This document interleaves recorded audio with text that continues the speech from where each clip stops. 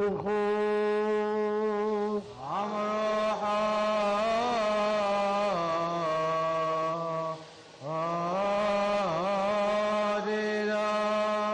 Evangelion قديسة نوراني شمشيحهم كرز سمحياني سامن ما تيسيح المخرس حي فرقان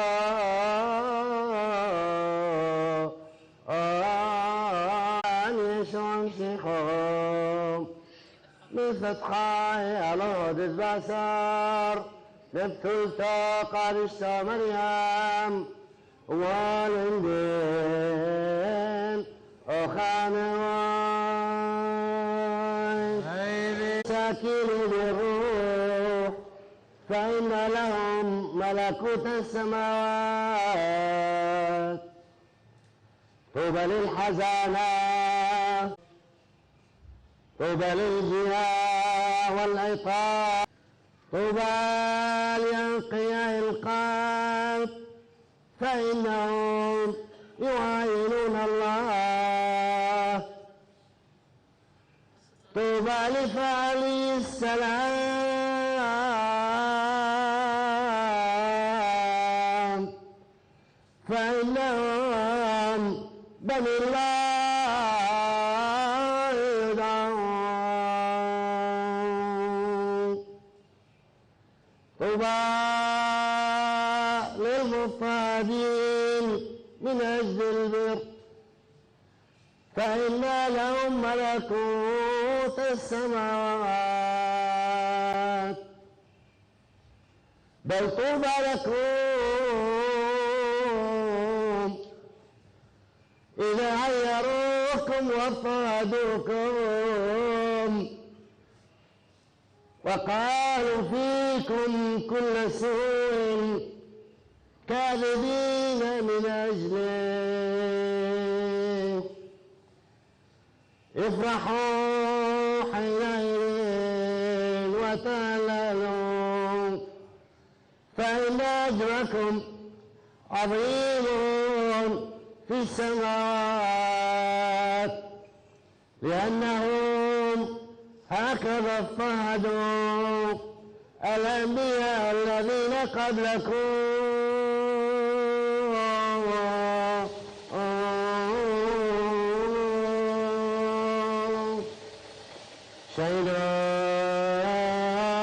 شهدوا بكفر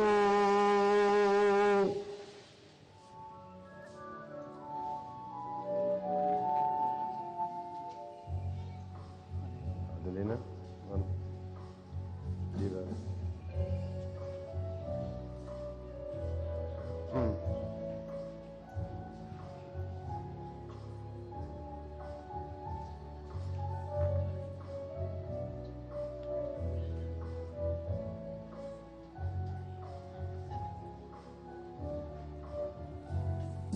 نفسي لا تخافي نفسي لا تضطربي من له يسوع له كل شيء نفسي لا تخافي نفسي لا تضطربي من له يسوع له كل شيء نفسي لا تخافي نفسي لا تضطربي من له يسوع له كل شيء نفسي لا تخافي نفسي لا تضطربي من له يسوع له كل شيء. تفضل. مساء الخير. أيها الأحباء، استلمنا رسالة من غبطة أبينا البطريرك مرناطيوس يوسف الثالث يونان بطريرك السريان الكاثوليكي الأنطاكي، بعثها لنا في هذه المناسبة ذكرى مذبحة سيدة النجاة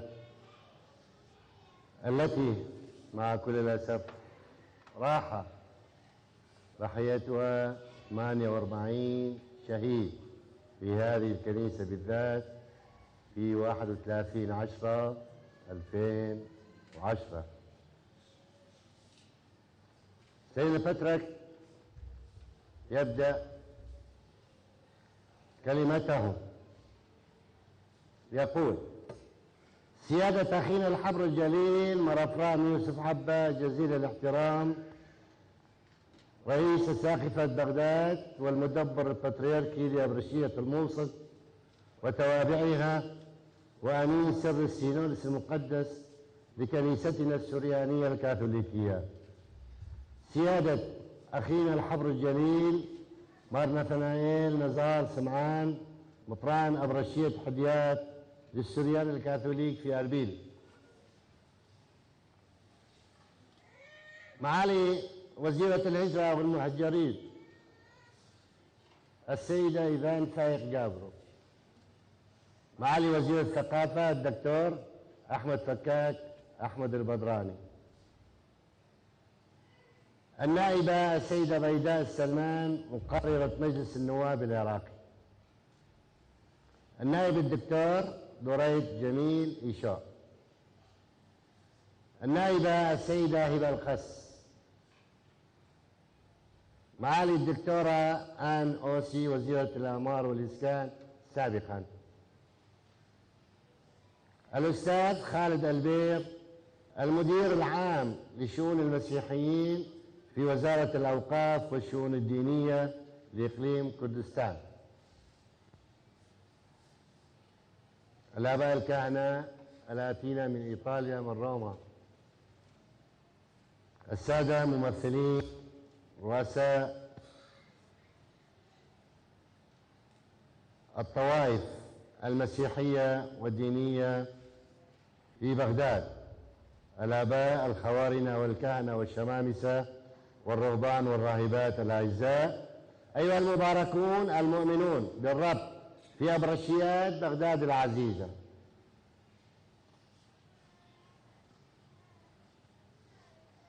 بعد إهدائكم المحبة الأبوية والدعاء والسلام بالرب يسوع فادينا نقول: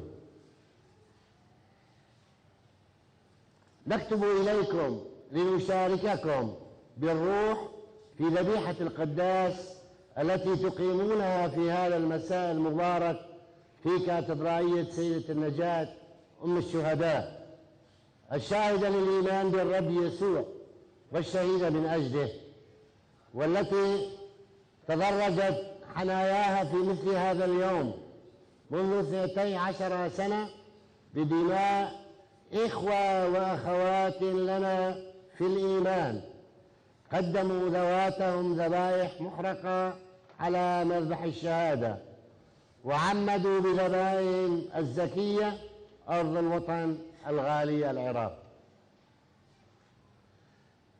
نعم، لقد كان الكاهنان الشابان ثائر عبدال ووسيم القس بطرس والأطفال والشبان والشابات والآباء والأمهات في ليلة عيد جميع القديسين يصلون ويشاركون في ذبيحة القداس الإلهية.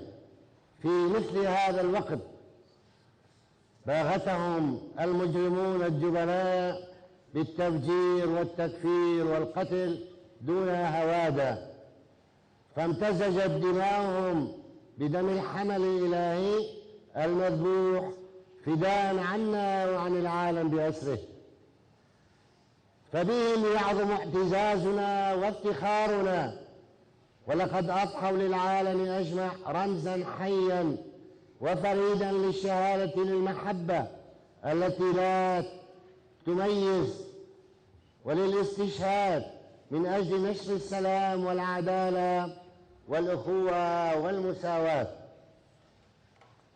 في هذا اليوم المبارك نشترك في الصلاة الحارة وفي التأمل العميق وفي تجديد الأمانة لذكرى شهدائنا الحية في قلوبنا،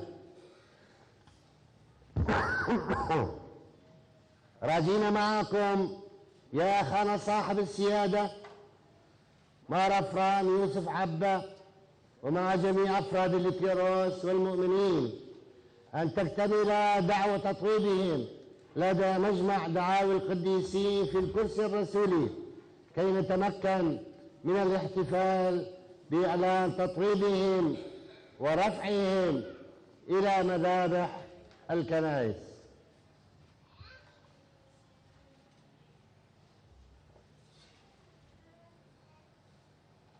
أهلا وسهلا أستاذ أسوان الكداني رئيس كتلة بابليون، أهلا بك.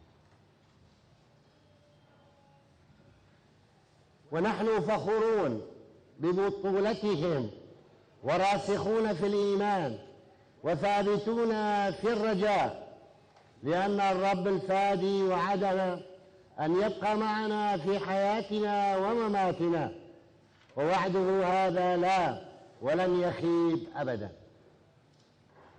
إنما كابده شهداؤنا الأبطال مساء ذلك الأحد وما تحملوا من آلام واضطهاد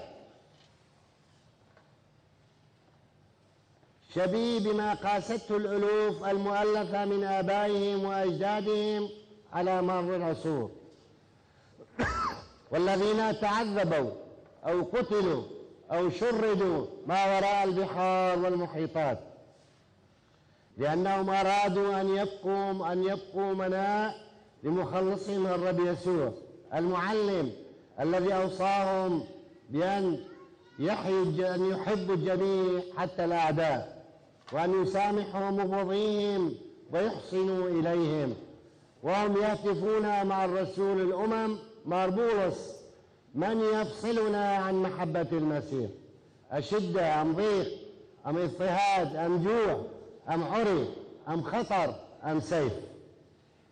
ونحن نتعزى بشفاعة هذه الكوكبة من الشهداء الأبرار بنشيد رايع من طقسنا السرياني يتغنى بشهادتهم البطولية: سود بريخة دفقاتيتون ميطول فاروقان وسليغ بمكون عطرة حليو وضان بيل بمشيحو آتون المرخون آتيسون نشر شيني وشلومي ب4 فنيوس.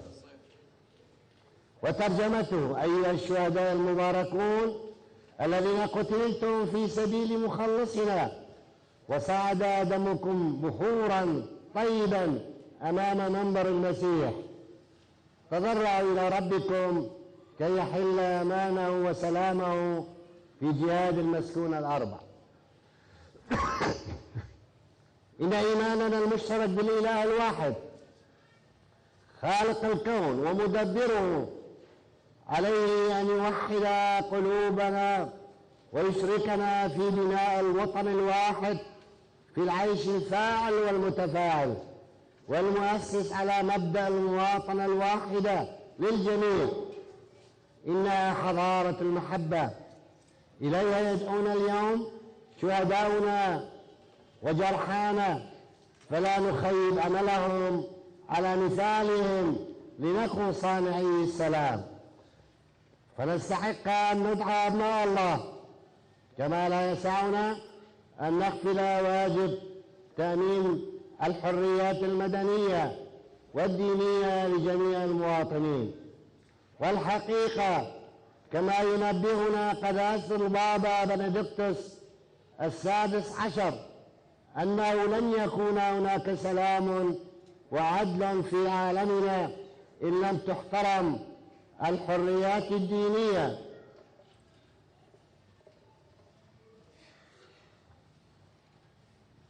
فنسألكم أيها الأحباء أن تجددوا رغم معاناتكم ورغم بشاعة الشر وهول الآلام التي أحدقت بكم فعل الرجاء فوق كل رجاء بالعناية الإلهية.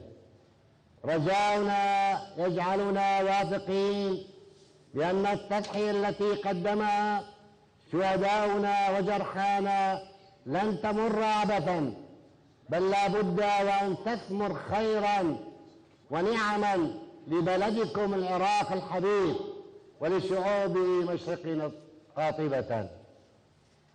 نحن معكم واثقون بأن الله سبحانه وتعالى الذي خلقنا جميعا ويرعانا بمحبته وعدله من دون تمييز، لا بد وأن يصغي لتنهداتكم ويستجيب إلى تضرعاتكم وينعم عليكم بولادة عراق جديد واحد موحد يضحي مثالا بمؤسساته المدنية وبالديمقراطية الحقة التي تطمئن وتحمي جميع مواطنيه بالمساواة ودون تمييز.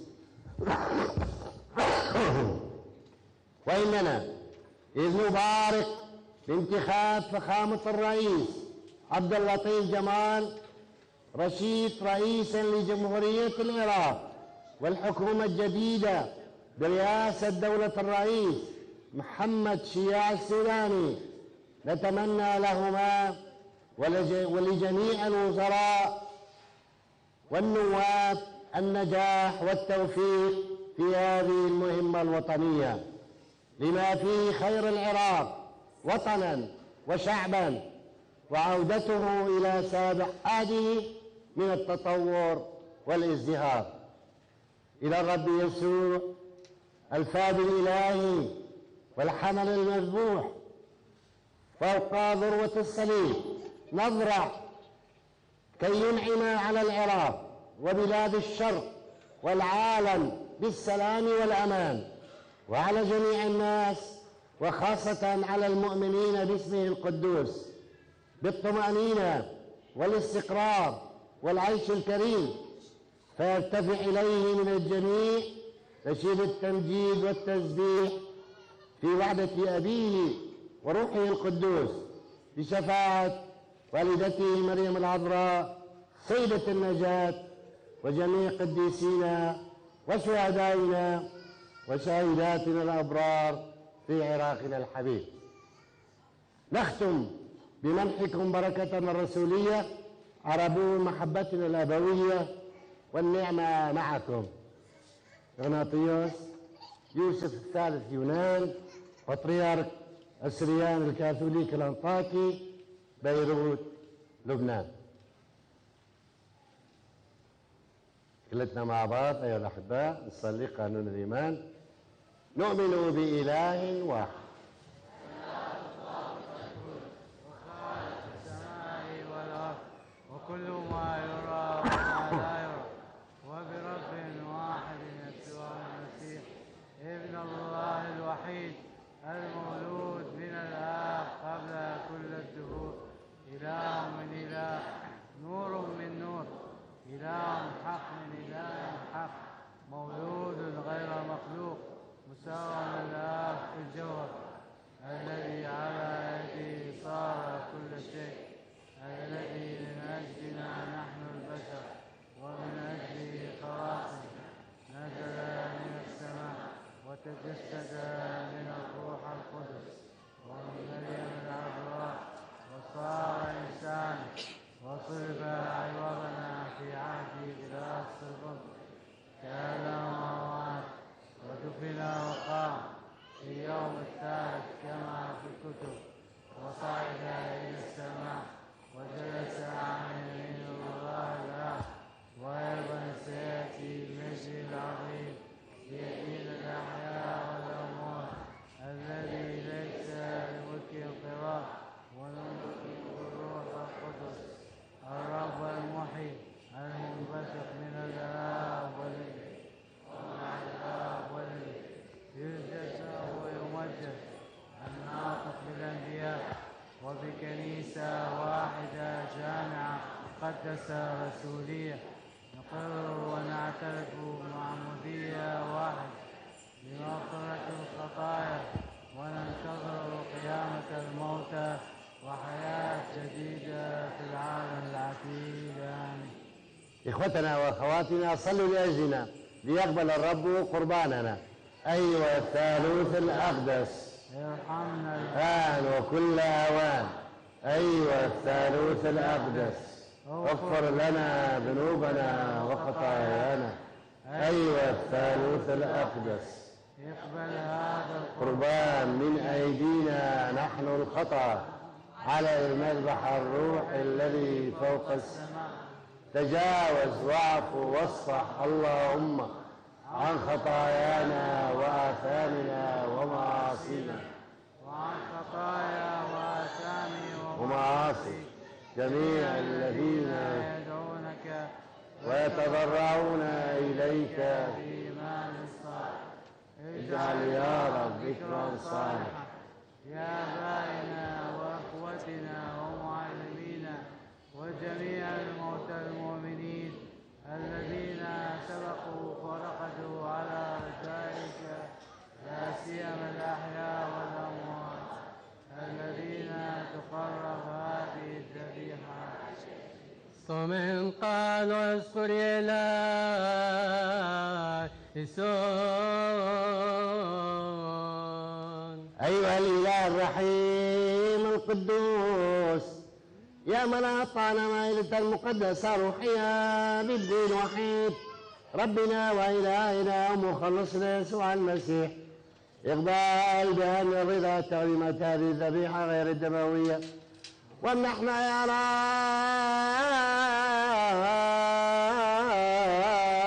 رب موهبة روحك القدوس. أهلنا لندوام قدس أباسك بقلب طاهر وضمير صالح. أتم علينا بذلك السلام الذي منحه ابنك الوحيد تلاميذه القديسين، فنؤدي الحمد لنعمتك القادرة على كل شيء، ولابنك الوحيد وروحك القدوس وأشرف كل إسبان والعالم والمين.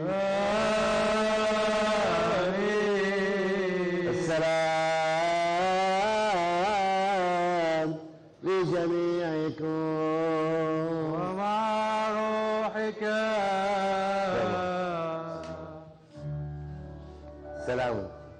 السلام معكم جميعا. يلا سلام. يلا.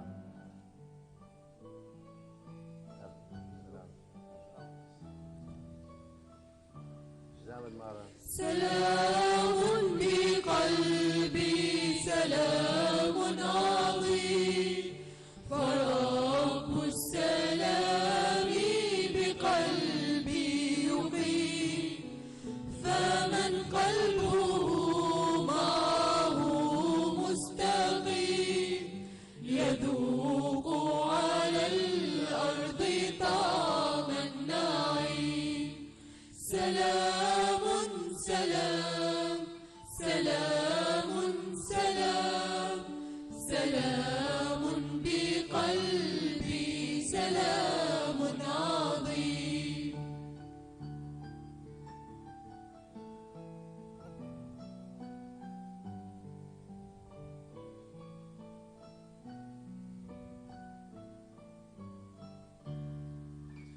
محبته اكتملت في الكيان، فتطرد خوفي بأي شان.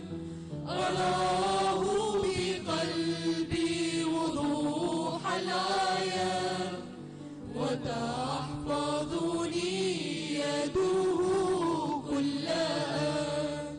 سلام سلام سلام سلام سلام بقلبي، سلام عظيم.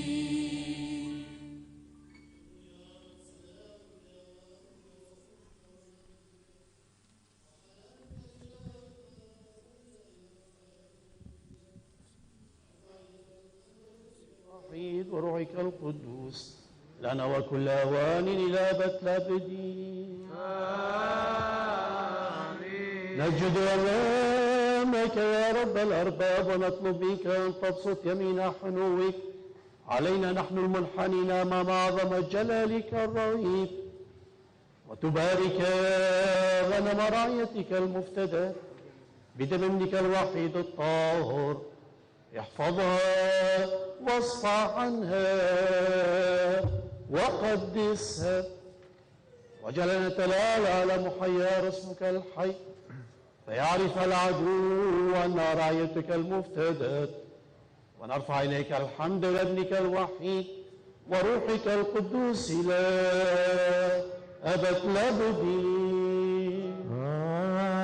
آمين. فلنقف حسنا يا إخوتي بالخوف والوراء والطهر والقداسة والحب والإيمان الحق، ونتأمل بتقوى في هذه التقدمة الرهيبة المقدسة الموضوعة أمامنا، التي يقربها الحبر الجليل ويقدمها عنا لله الآب رب الكل ذبيحة حية رحمة وسلاما، ذبيحة وشكرا. لتكن محبة الله الآب ونعمة الابن الوحيد وشركة الروح القدس وحلوله مع جميعكم يا إخوتي وأخواتي إلى الأبد. ومع روحك تكن عقولنا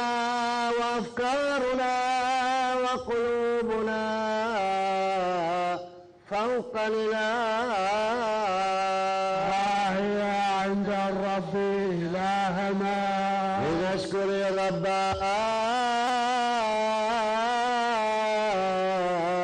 بمخافة،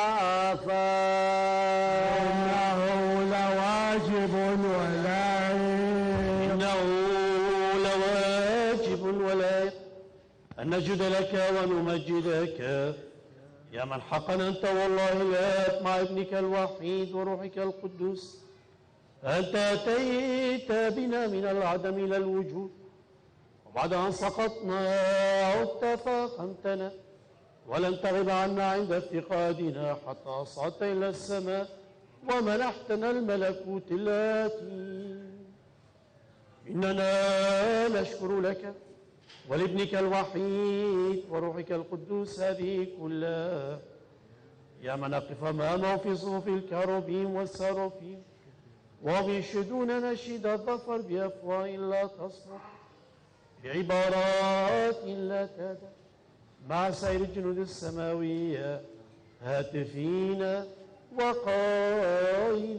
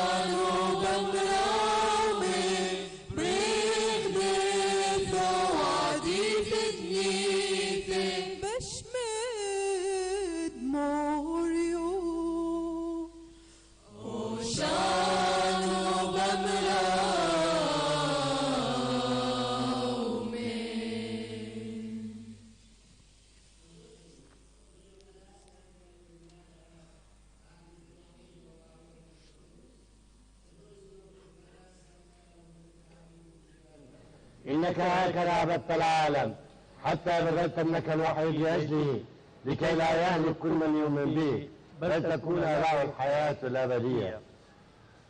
عود خادية خلن ببران وتدحلو فين إجمار للياد بمشتم أغلف حيدا وفرقونه ساب اللحم عليها وقادي شافه كالف شاد شوية يهودي باريخ وقادش واقصو ريال الفميلة وشريحة كرمات سابخ المني أنا إذا فرار فيكون محراب ساجية لا بقسم فيه شطان الأحطائف والخيد العالم والمين.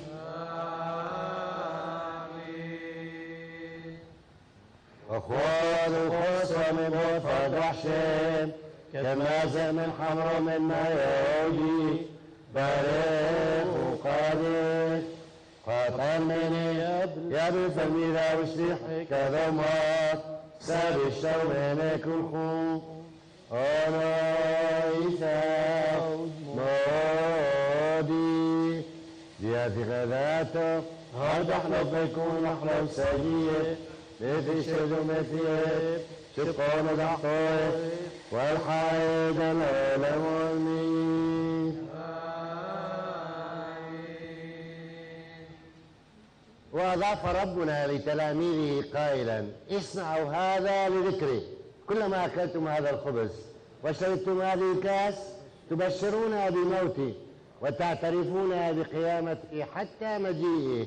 إننا نذكر موتك ونعترف بقيامتك وننتظر مجيئك الثاني فاشملنا جميعا بمراحمك. إننا إذ نذكر يا رب وصيتك الخلاصية وكل تدبيرك لأجلنا أي صلبك وموتك ودفنك وقيامتك في اليوم الثالث بين الأموات وصعودك إلى السماء وجلوسك عن يمين عظمة الآب ومجيئك الثاني المجيد لتدين الأحياء والأموات وتجازي برافة كل إنسان حسب أعماله تبعاتك ورعيتك تناشدك لتبهجها معك في ملكوتك وتبتهل بك ومعك إلى أبيك قائلة ارحمنا أيها الإله الآب الضابط الكل. ونحن أيضا يا رب إذ قبلنا نعمتك نشكرك عن الكل ومن أجل الكل. لك نسبح لك نبارك لك نسجد ومنك نطلب أيها الرب الإله أشفق يا صالح وارحمنا. بارك يا سيد مع رب هذه الساعة ويا بهذا الوقت يا أحبائي علينا لأن الروح القدس ينتقل وينحدر مرفرفا على هذه الأخاصية الموضوع ويقدسها فانتصبوا بهدوء وخوف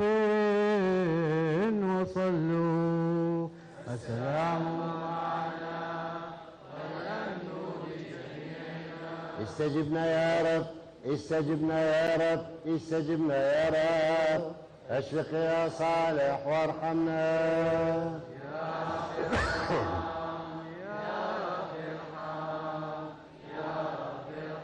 وبحاول ما نلحمنا وطارم يقرب مراد يسوع مشيخا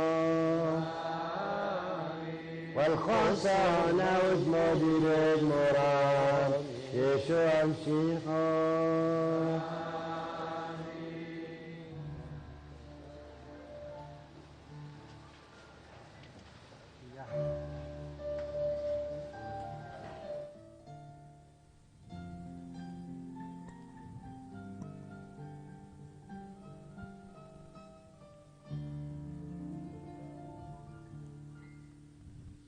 صالح الذكاء شاب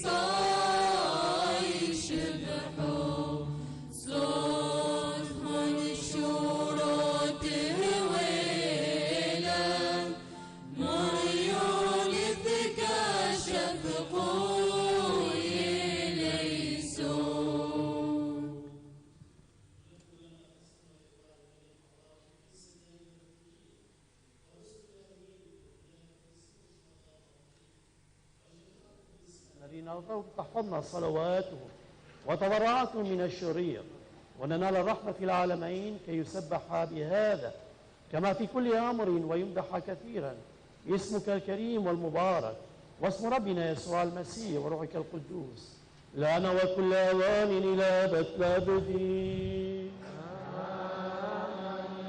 فلتكن مراحم الله العظيم ومخلص يسوع المسيح مع جميعكم يا إخوتي وأخواتي إلى الأبد.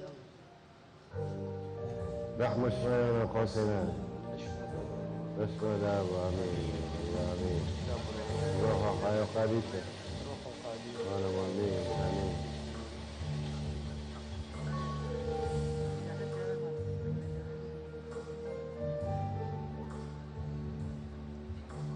بتخش يا ابو تفضل الله يعينك. طيب جوه في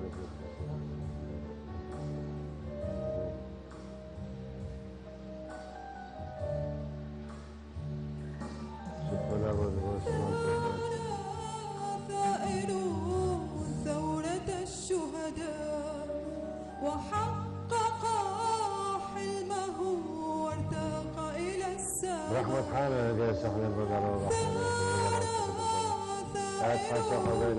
ثورة الشهداء قرآن ونعان. آمين آمين. وحقق حلمه وارتقى إلى السماء. أين الأمان أين السلام؟ أين الأمان أين السلام؟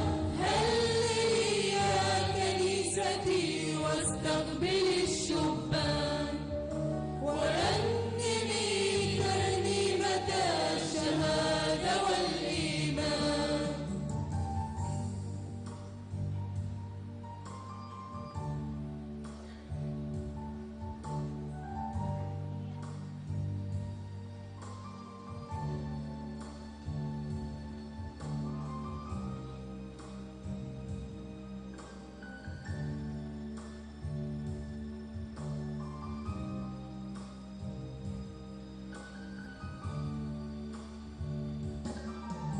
وسيم يا وسيم بصوتك الرخيم تداعب النسيم وتطرب الآذان. وسيم يا وسيم بصوتك الرخيم تداعب النسيم وتطرب الآذان. أين الأمان أين السلام؟ أين الأمان أين السلام؟ هللي يا كنيستي واستقبلي الشبان ورنمي ترنيمة الشهادة والإيمان.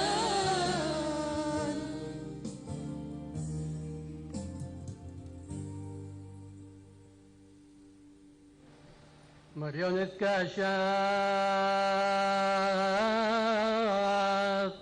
قري ليسون قري ليسون قري ليسون.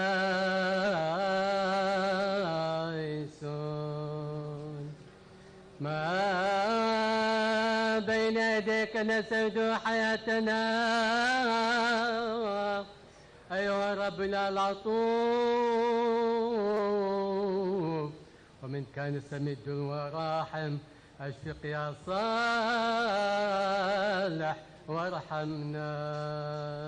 كلنا مع بعض نصلي الصلاة الربية اللي علمنا اياها ربنا يسوع السرياني.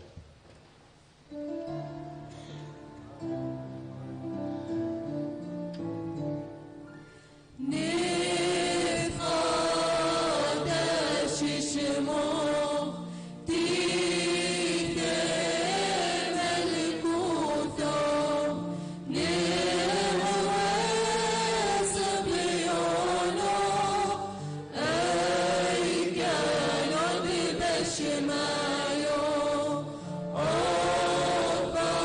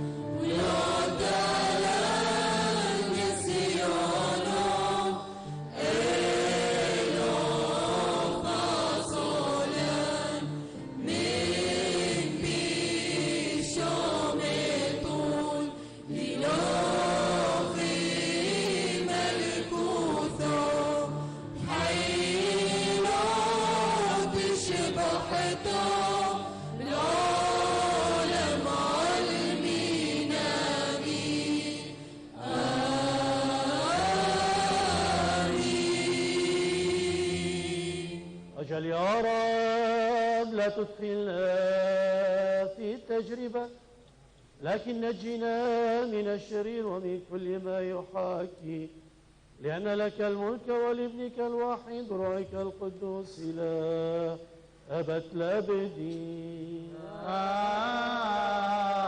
آمين. السلام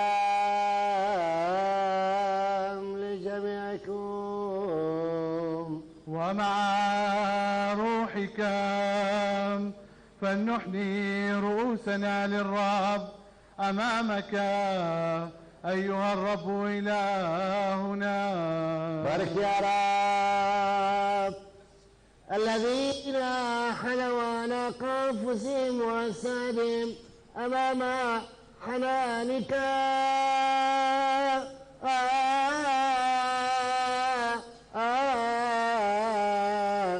قدسهم احرسهم اجعلهم أطهارا بلا عيب ولا شيبة، ليرضوك أيام حياتهم كلها. فنرفع نحن وهم إليك الحمد وإلى ابنك الوحيد وروحك القدوس الآن وكل أوان وإلى أبد الآبدين. آمين. فتكون نعمة الثالوث الأقدس غير المخلوق الأزلي الأبدي المتساوي في الجوهر ورحمته مع جميعكم يا إخوتي وأخواتي إلى الأبد. آمين. بارك مور لننظر بخوف ورهبة، أشفق يا رب وارحمنا. الأقداس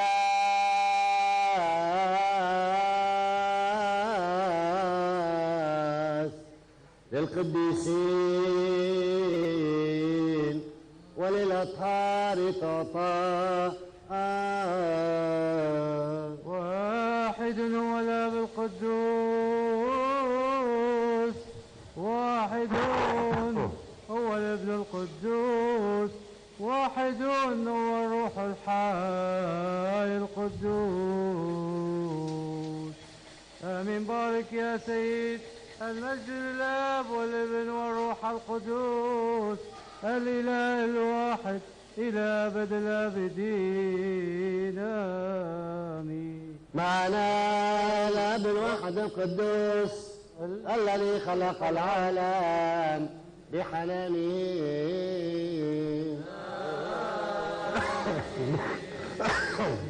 معنا الابن الواحد القدوس الذي خلصنا بآلامه الثمينة. معنا الروح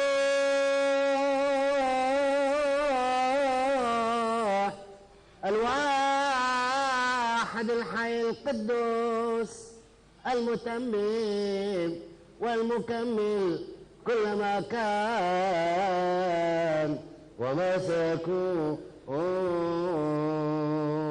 تبارك اسم ربي من الأزال وإلى أبد الآبدين. آمين. إن فمك القدوس الطاهر يا وعد وقال كل من يأكل جسدي ويشرب دمي ويؤمن بي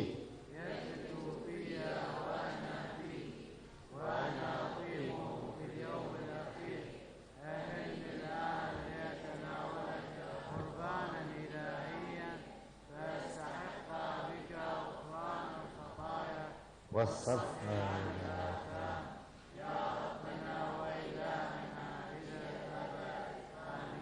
بيوم سدد مالكم شيعوا يسبحوا سيئا شوثا بيمونوثو داشرورو نماركولا نشاويوي دبرو دفاع صليبه ريق فرقانه حديشات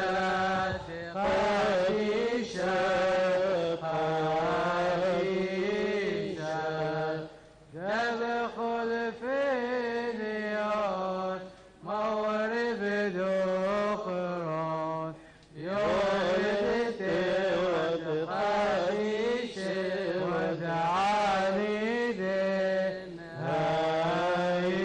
هايمني هاليلويا فوق مذابحي ربنا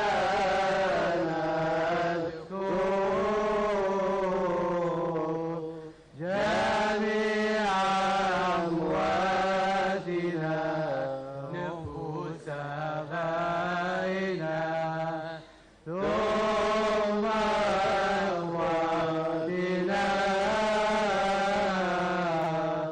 وسائر ساداتنا أقمهم يا رب من عن يمينك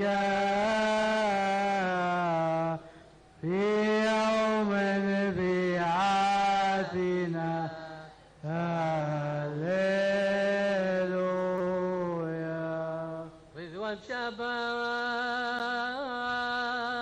شباح أبو روح القدس ومن عالم والدنتورين لتشبت هللويا للمزايك المبرر فلحد غفران لأبنائك وبناتك يا ابن الله الذي أتى لخلقنا وسيأتي لأجل بعاثنا وتجيء جنسنا إلى الأبد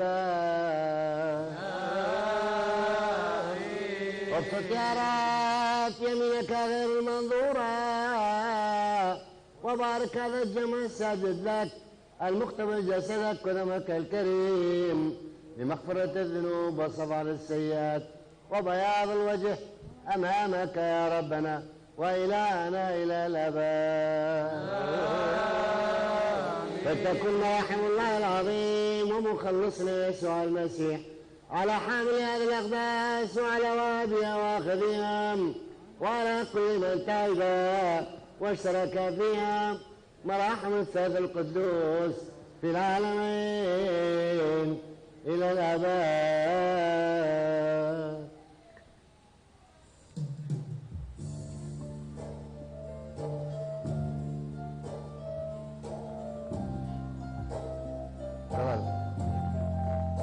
جسد ربنا يسوع المسيح وحياة ربنا. جسد ربنا يسوع المسيح جسد المسيح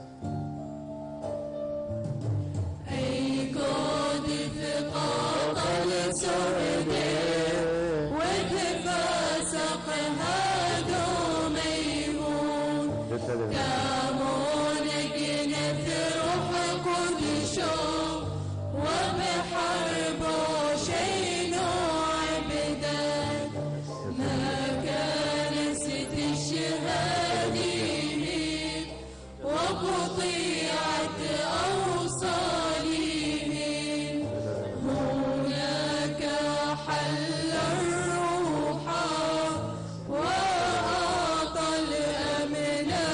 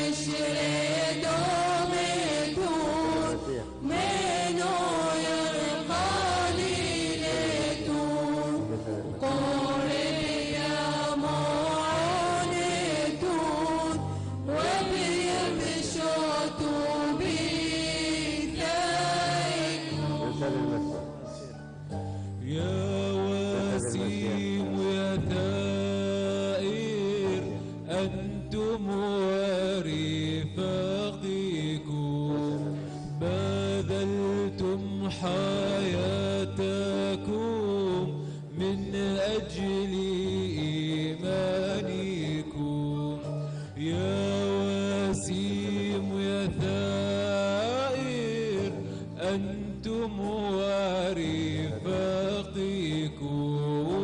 بذلتم حياتكم من أجل إيمانكم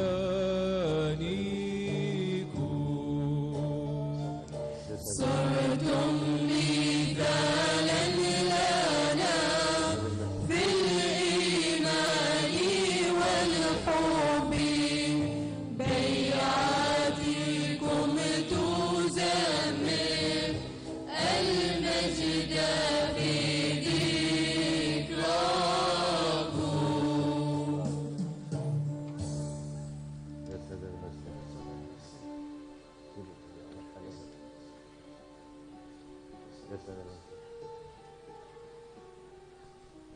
جسد المسيح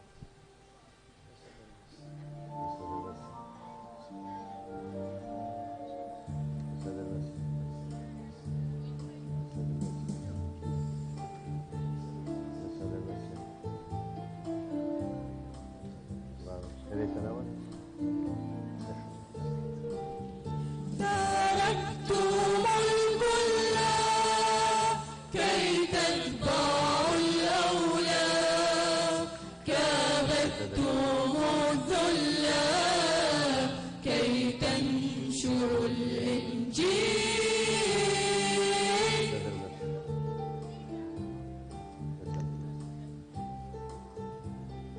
الله يخليك جسد المسيح كبرتم بالعروش أدريتم بالجيوش صرتم طعام الوحوش ثالثتم الإكليل تركتم الكل كي تتبعوا الأولى كابدتم الذل كي تنشروا الإنجيل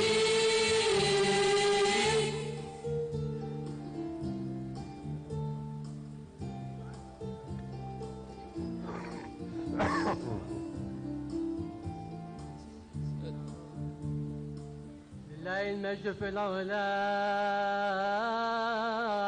والإكرام لوالدتي ولشهداء أكليل المديح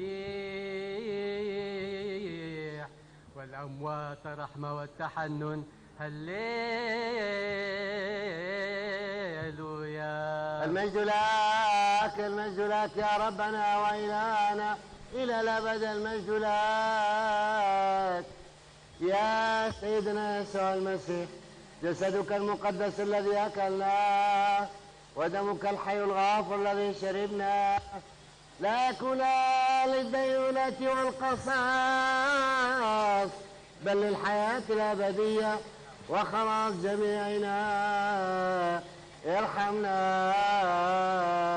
لك تسجد وتسجد المسكونة ولاسمك يشكر كل لسان لأنك باعث الموتى ورجاء صالحا للمدفونين فنشكر لك شكرا وافرا ونقر بجميلك. أيها الأحباء السيدات والسادة، راح نسمع إلى كلمة أبونا القرسقف النائب العام عن الشهداء بمناسبة هذا اليوم.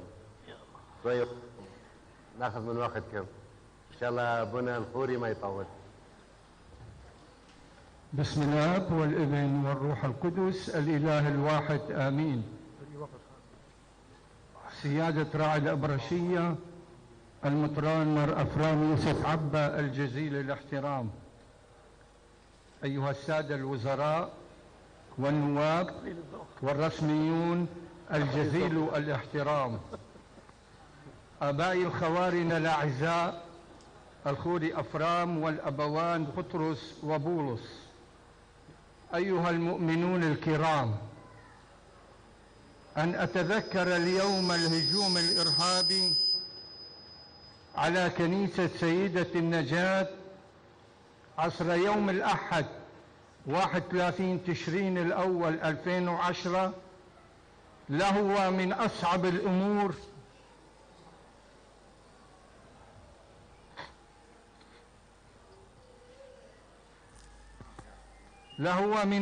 الأمور على قلبي وذاكرتي ووجداني، وحاولت مرارا وتكرارا إرسال تلك اللحظات العصيبة إلى دائرة النسيان دون جدوى. ليلها رأيت أناسا يتحولون إلى ذئاب مفترسة، كانوا يقتلون ويصلون ويكبرون ويفجرون باسم الدين، ظنا منهم بأن إلههم سيكون سعيدا بما يفعلون باسمه، وحولوا الذبيحة إلى مذبحة بشرية. ما أبشعها، جريمة مروعة مخجلة، بل هي وصمة عار. لم يخجل السفاحون كما لم يدركوا أنهم شوهوا صورتهم والذين خططوا لها، فأصبحوا وحوشا كاسرة، غرزوا أنيابهم في أجساد بريئة عبر أسلحتهم الفتاكة. فقد سجل التاريخ هذه الكارثة عبر صفحاته السوداء، والحطب فيها أناس أبرياء. أحبائي وإخوتي، اليوم معكم أنحني إجلالا لأرواح ضحايا العراق، ومنهم ضحايا كنيسة سيدة النجاة. لقد كانت مأساة حقيقية قصمت ظهر وجودنا، وغيرت بطاقة أحوالنا في هذا العراق الجريح، فقد أفزعتنا وملأت بالخوف قلوبنا، ونحن لازلنا نعيش ذيولها من مآسي وضيقات وضياع وحتى الساعة. ومن المؤسف أن تقع هذه الجريمة النكراء في بيت الصلاة، وفي زمن نحن بحاجة إلى نشر ثقافة المحبة والتسامح والتعايش. فالعالم سئم من الوعود الكاذبة والأجوبة الجزئية، فوضعوا الله جانبا، بل همشوه زورا وبهتانا باسم الحرية الشخصية والاستقلالية البشرية. هكذا يقول البابا بنديكت السادس عشر، الذي وصفني بالشاهد للحقيقة بعدما قدمت له كتابا عن ضحايا وشهداء كنيسة سيدة النجاة في 11 من كانون الثاني 2012، إذ كنت الشاهد الأمين لهذه الكارثة. نعم، دماء أهرقت، أرواح زهقت، فيها سقط العديد من أثر الرصاص الغادر من ذئاب بشرية مجرمة هزت الضمائر وأرجعتنا إلى زمن التخلف وشريعة الغاب، وجعلتنا نئن من ثقل الصليب الذي كتب باسمنا، فحملناه كنير ثقيل. ولا زلنا نتساءل: إلى أين نحن ماضون؟ في أي اتجاه نحن سائرون؟ هل ستبقى المسيحية تشهد لرسالة المسيح الحي؟ وهل سيبقى إيماننا شاهدا لحقيقة المحبة التي حملناها عبر مسيرة حياتنا؟ وهل سنبقى أمناء للنعمة التي منحناها من جرن عمادنا؟ فنحن اليوم أصبحنا في سؤال من ذواتنا، من وجودنا، من كينونتنا، من حياتنا، ولا سؤال غير لماذا؟ وحتى متى كل هذا؟ لماذا نحن حزانى مضطهدون مهجرون ومهاجرون في داخل وطننا وخارجه، ولا نعلم أن نرسم مستقبلنا ومستقبل أجيالنا؟ فحتى عيوننا أصبحت عمياء، ولم تعد تفرق بين الحقيقة والدجل، بين الغش والصراحة، بين التعايش والانتقام، وأصبحنا نخاف حتى من ظلنا ومن الذي يكلمنا، ولم يعد باستطاعتنا بعد أن نقرأ علامات الأزمنة ولا أن نحدق مليا وجليا وبكل هدوء نحو غيرنا. ما يخيفنا هو عدونا كل يوم، بل كل نهار وليل. وبدأ دورنا ينحصر في خسارة شبابنا ورجالنا وأزلامنا، ولا نفكر أن النهار قد أشرقت شمسه وأن الليل قد بسط سواده. كون الضياع والاضطراب والقلق والخوف قد ملأوا أفكارنا وعقولنا، فأضعنا مصيرنا بتيهنا عبر المحيطات والوقوف أمام السفارات والأمم المتعبة والمتعبة. والأنكى من ذلك أننا بدأنا نشعر أن أرضنا لا تسع لنا ولسكنانا، فنحن لازلنا نسير نحو القمم الوعرة في حياة متلاطمة الأكوام والأطراف.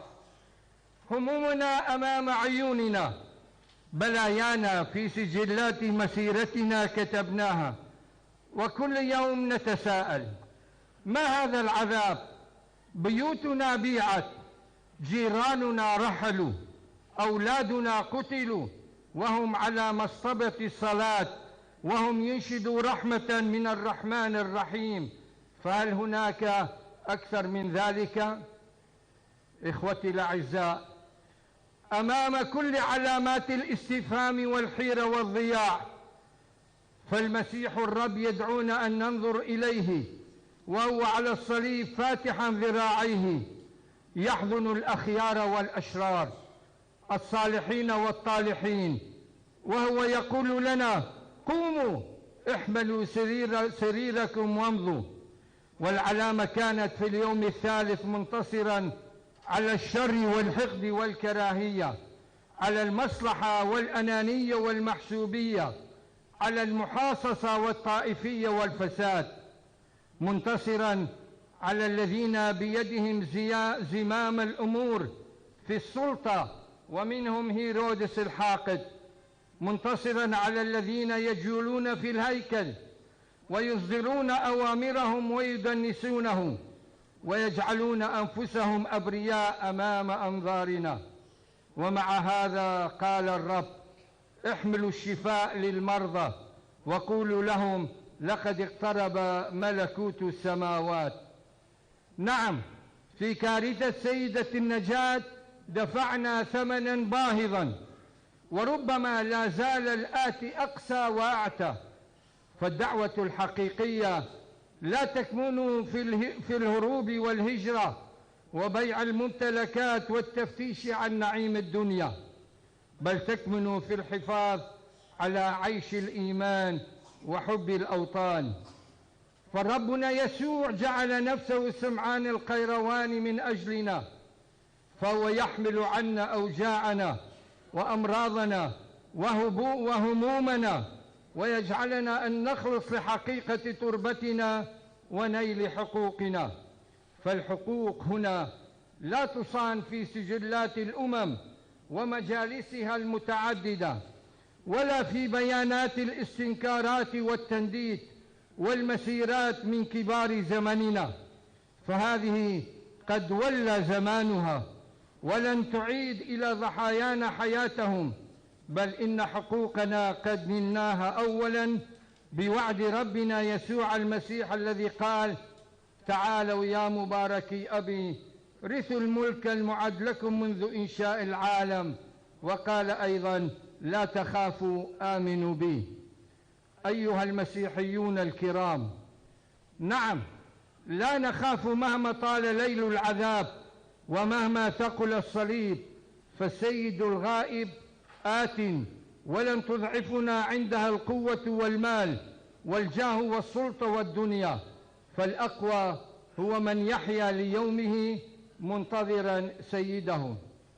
لذا علينا أن نطرد الأحباط المعشعش في صدورنا والهزيمة الساكنة في أفكارنا والهروب المتربع على أعناقنا، ولنحمل سلات المسامحة والغفران والحوار تجاه أعدائنا ومن وسموا جرائمهم بطابع أعمالهم المشينة، ولنحمل الرجاء، وهذه حقيقة إيمانية وليست نداءات بشرية دنيوية من أجل الانتقام والحقد. فما حصل في كنيسة سيدة النجاة دعوة لنا كي نتقدم إلى العمق ونركن إلى العقل والتحلي بالإيمان والصبر، ونكثف صلاتنا حاملين راية الرجاء إزاء راية الغفران بالمسيح الحي الرب.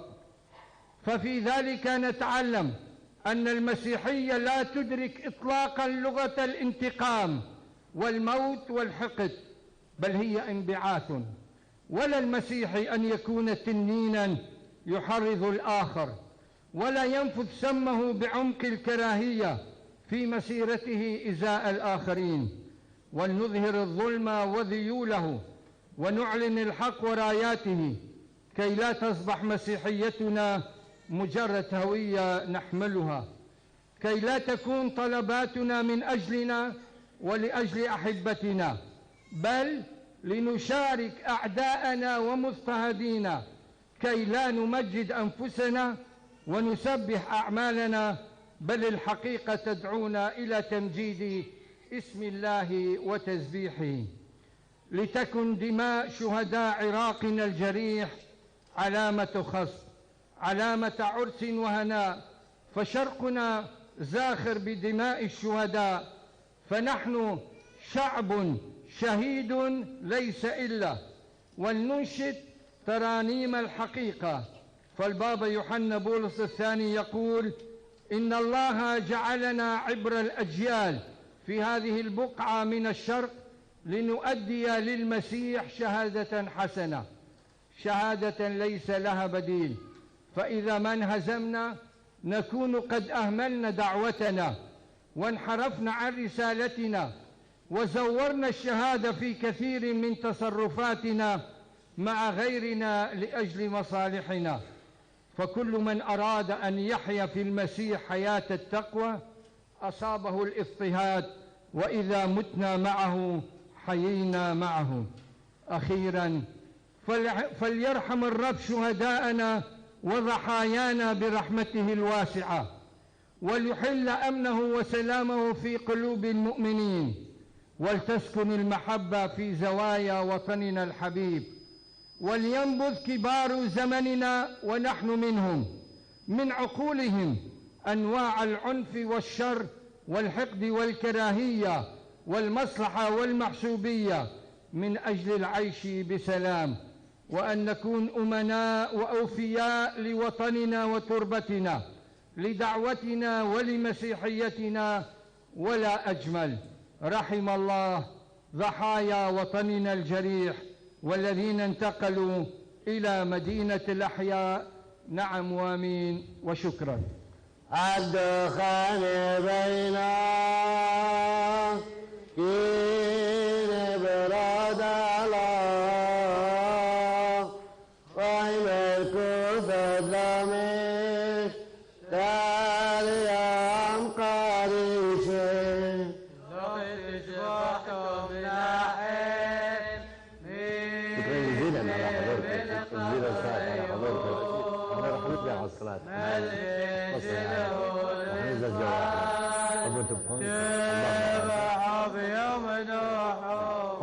أهلا وسهلا. شكرا إن شاء الله. أخوتي وأخواتي الأحباء، راح ننزل إلى مزار الشهداء حتى نصلي صلاة التشمش. راح تتقدم راية الصليب ثم حاملي الشموع والشمامسة ثم الكهنة والأساقفة ثم حامل المغفرة والمحتفل، بينما ينشد الجوق لمريم العذراء.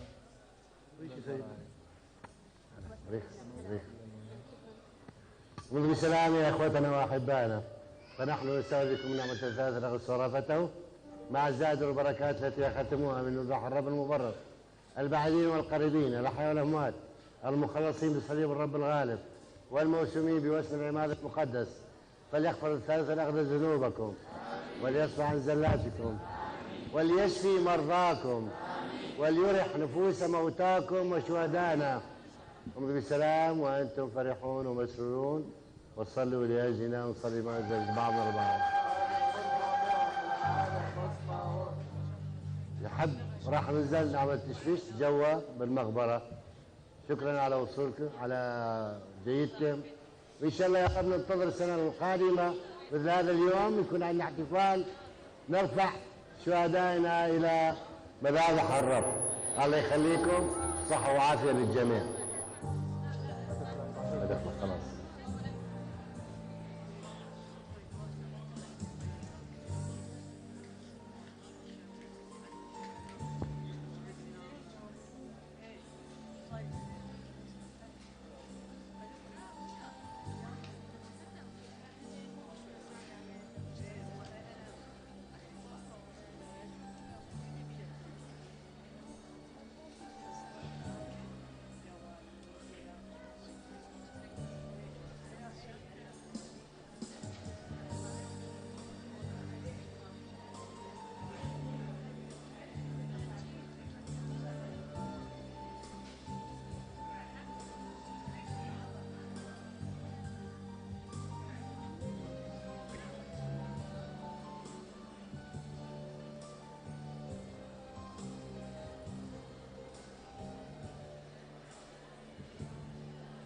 سموتي كل البرايا، أنت البتول الطاهرة، وحارت بك العذارى دهورا وهي مساهرة. سموتي كل البرايا، أنت البتول الطاهرة، وحارت بك العذارى نورا وهي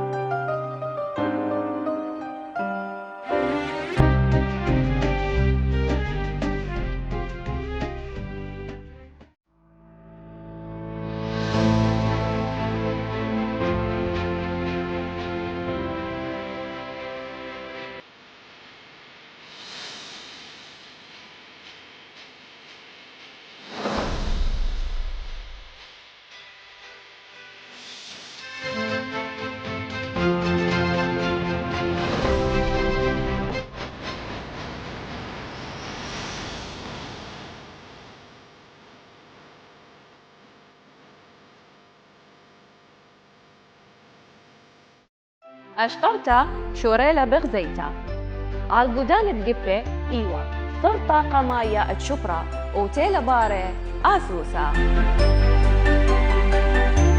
ورشاما إيلي ما نتعينا قميتا قد لا شي في تخرنية ورغشة.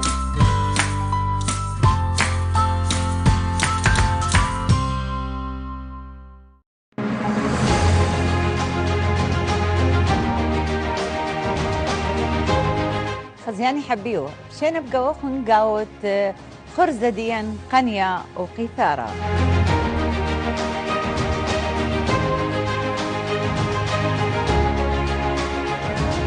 قريبي وين وده أسرار نوشي في شيء وتلامارا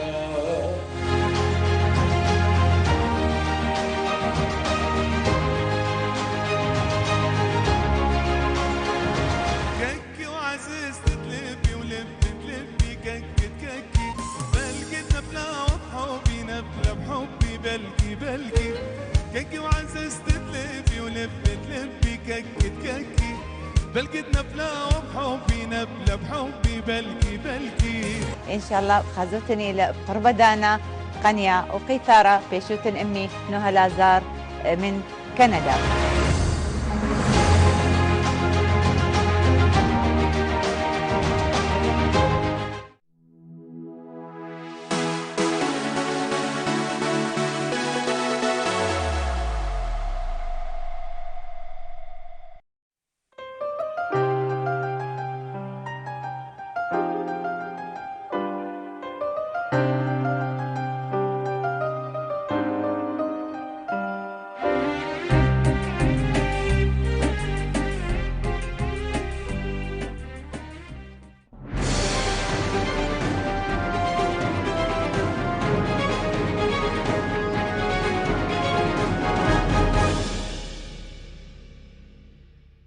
خزيانا يقرأ شلام عموخن سيقوما اشتصر بنيسن ألبا وتشمى وشوي وتري منبقلة طقسة سياسية العراق الدعور خا بسقانا قرار قم مشمهلة اسماه يا ولتا تزدق مردو ثناية قا ملالة سوريايا من آثوراية وكلداية وسورياية منح الحقوق الثقافية للناطقين بالسريانية من الآثوريين والكلدان والسريان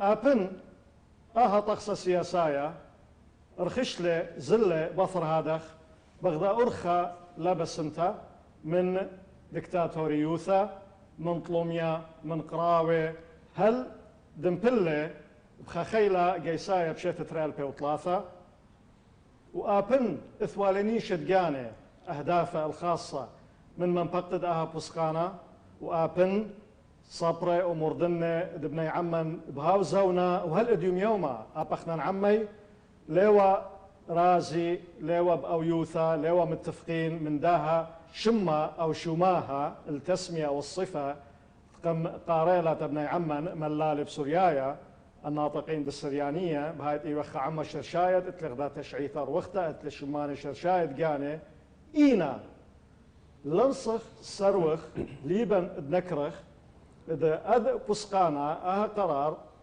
إثوى قاوي خكما نقزة ليوا خربة ليوا أمرخ مريمانة سلبية مصينتي والصبرا وكاثوا دبانيوا الليه